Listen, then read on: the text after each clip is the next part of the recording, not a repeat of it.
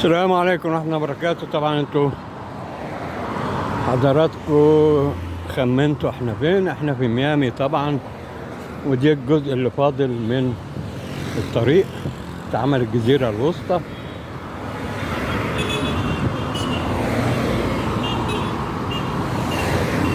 مجرد ما يخلص البندورات هيتعمل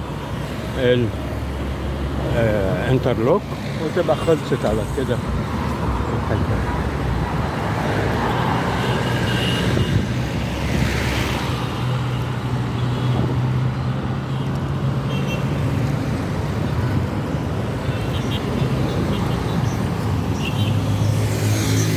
نفق شارع اسكندر ابراهيم.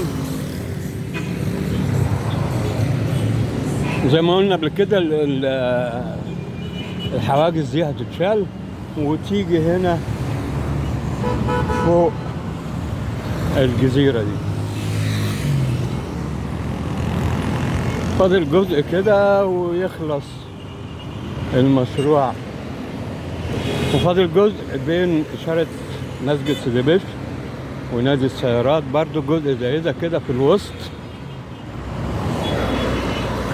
بس هنا شغالين، هناك لسه ما بدأوش. اهو ركبوا الانترلوك اهو، وده نفق خالد بن الوليد.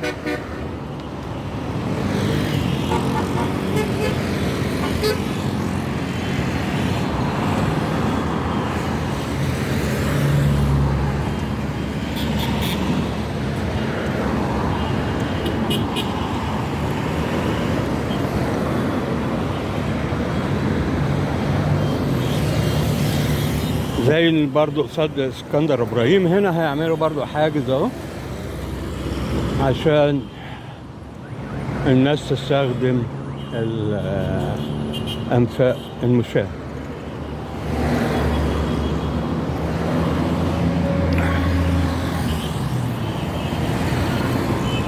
واضح ان هنا زي ما قلنا بكده بنهاية الحواجز دي هنا، لان عاملين هنا عريض يعني يعتبر بلدورات مصبوبة مش أجزاء، مش أجزاء متجمعة يعني. ده الجزء ده لسه بقى شغالين فيه، مجرد ما يخلصوا الجزيرة هيظبطوا هنا الطريق الأوسط ده ويشيلوا الحواجز دي، ويبقى كده الطريق خلص تمام التمام. يبقى ساعتها بقى مش هيبقى فاضل غير الجزء بين إشارة مسجد سيدي بشر ونادي السيارات، ويبقى خلص المشروع ككل.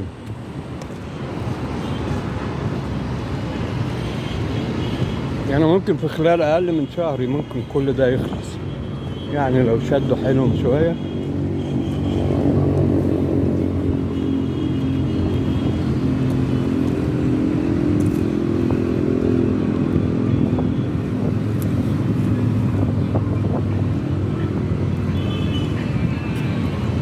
هذه شاطئ سيدي بشر الشهير بتاع أجمل الأوقات.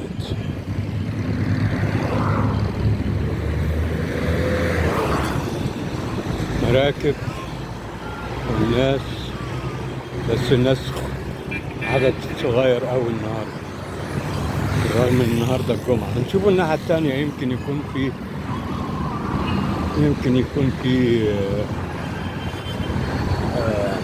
يعني عدد أكبر الناحية التانية.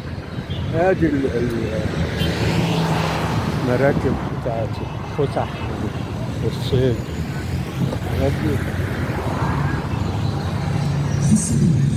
إن شاء الله لما يخلص هيبقى تمام. هيدي نكملوا الناحية دي أحسن، هيدي منظر جميل بصراحة. وبعد المنظر طبعا في الأهم واللي هو زيادة عرض الطريق يمكن الضعف وكل حاجة جديدة بقى، كابلات كهرباء جديدة، صرف زحمة جديد، مية جديدة، كل المرافق جديدة، إنارة جديدة، عواميد جديدة، كل المرافق دي كلها جديدة.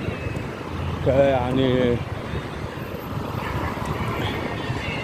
مش مجرد منظر.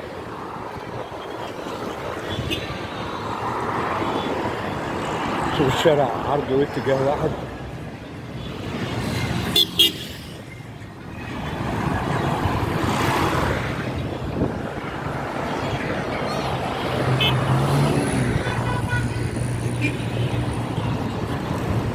لا، العدد صغير النهارده في ميامي.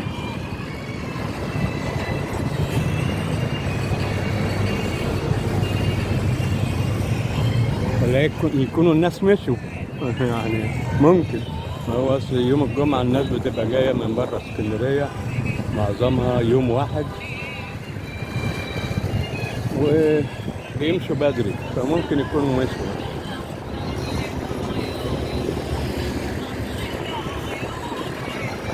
بس شاطئ ميامي ليه كده يعني خصوصية كده، ليه قعدته غريبة، مش مش متكررة في أماكن كتيرة يعني.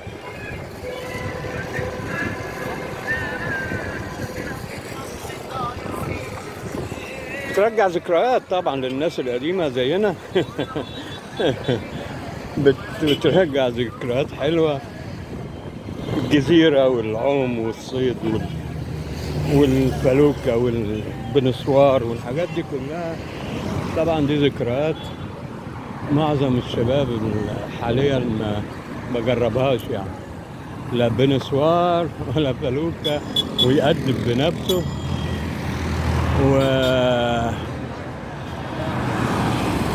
وياخدها عم لحد الجزيرة. طبعا الجزيرة دلوقتي مختلفة، قريبة جدا تعتبر، كان مسافة أيامها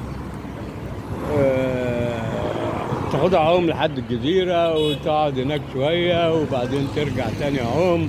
فيعني كانت يعني غير بقى الشواطئ نفسها، كان في الكباين بتاعت زمان دي، والصيادين بقى لما كانوا يرموا الشبك في المنطقة هنا ويلموا الشبك ويبيعوا السمك على في نفس المكان. فيعني كانت ذكريات حلوة يعني. ادي من اول هنا حرس الحدود، صد حرس الحدود. الجزء ده لسه اللي هو فيه شغل لغاية اسكندر ابراهيم. يعتبر جزء صغير مش بعيد مش كبير، وخلاص الجزيرة خلصت تقريبا يعني، على وشك انها تخلص، وفاضل بقى تركيب أعمدة الإنارة ونق أو فك اللي هو الحاجز ده، وتظبيط الأرضية هنا، ويبقى خلص تمام الجزء ده. فهنتابع مع حضراتكم إن شاء الله اللي بيحصل أول بأول. فلا تنسونا بالاشتراك واللايك والشير عشان يوصل الفيديو لأكبر عدد ممكن من الناس.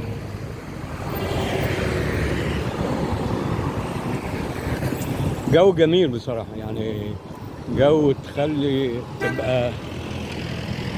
تفضل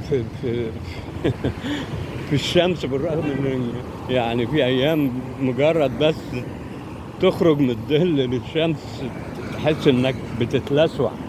النهارده معقول شوية. احنا خلاص كل سنة وانتم طيبين، دخلنا شهر سبتمبر، فيعني بنقربوا على الخريف، بداية الخريف، فيعتبر الصيف في أواخره يعني.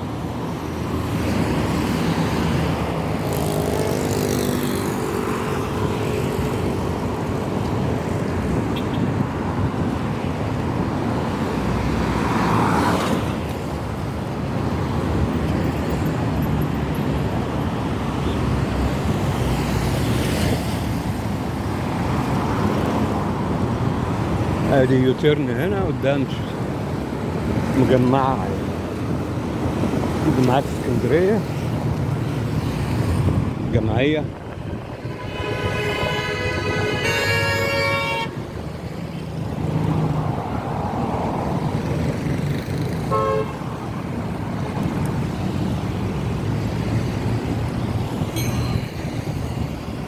هنقول لكم السلام عليكم ورحمة الله وبركاته، ونتابع معاكم إن شاء الله في فيديوهات قادمة، فإلى اللقاء بإذن الله.